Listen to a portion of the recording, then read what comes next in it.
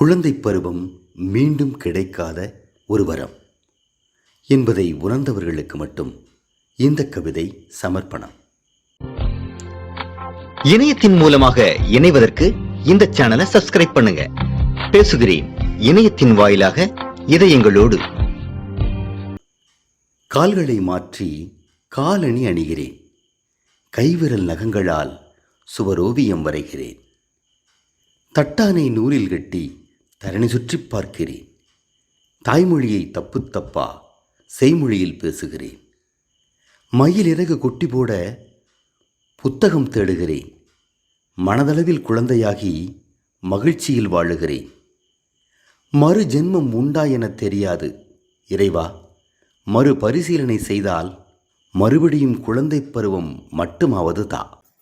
இந்த வீடியோ உங்களுக்கு பிடிச்சிருந்தா லைக் பண்ணுங்க, கமெண்ட் பண்ணுங்க, சப்ஸ்கிரைப் பண்ணுங்க. பேசுகிறேன் இணையத்தின் வாயிலாக இதயங்களோடு.